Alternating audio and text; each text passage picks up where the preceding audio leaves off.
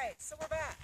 So what I'd like to show you, and this is going to be very quick and simple, down and dirty kind of stuff.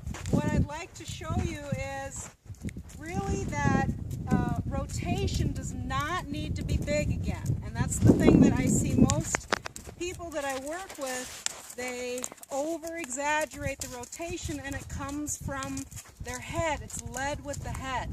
So what I'm going to show you is I'm going to be quiet here just for a minute and I'm just going to do some out and inward rotations from my searchlight so you can see how small they are.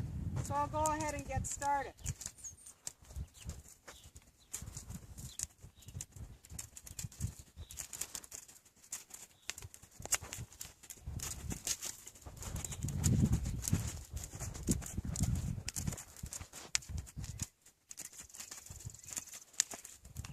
So you may have seen a whole lot of nothing, which is great because that's really what you want. What you might have seen is you might have seen at times where Guinness picked up his outside hind a little bit more, or he actually came into the motion a little bit more, maybe made a little bit more connection with the bit.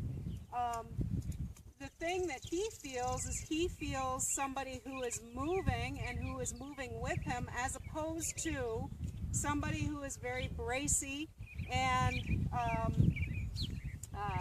who is actually impeding some of his movement. So that's really, really important.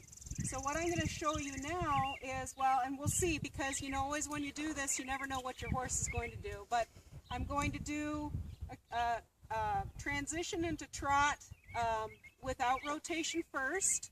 And what Guinness will tend to do going in this direction is he'll tend to hop into the transition. And then I'll do the transition again with a slight rotation to the outside. And usually what happens then is he will go into the transition very nicely. So we'll see, we'll just kind of play with this and see what we get.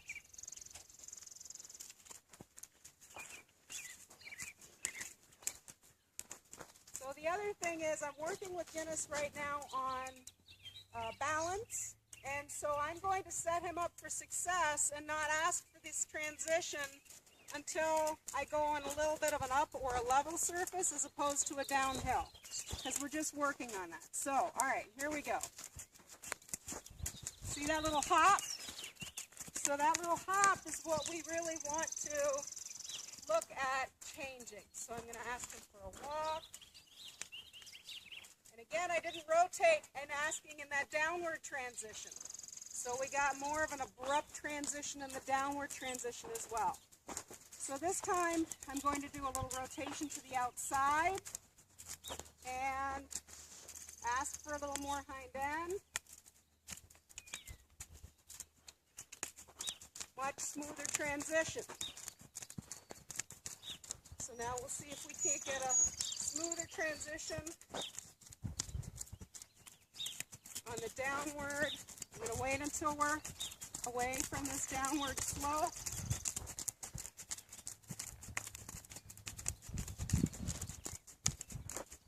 Okay, not great. Certainly not great. I would have loved to have seen him certainly release a lot more from the front end, but a little bit better. So for the gist of this video and what we're talking about here today, that's really what I wanted to see. So, or wanted you to see. So what I invite you to do is I invite you to play around with that. Play with it first, definitely on the ground. Do your searchlight right below your sternum, right above your belly button. And remember, your rotation is literally this big.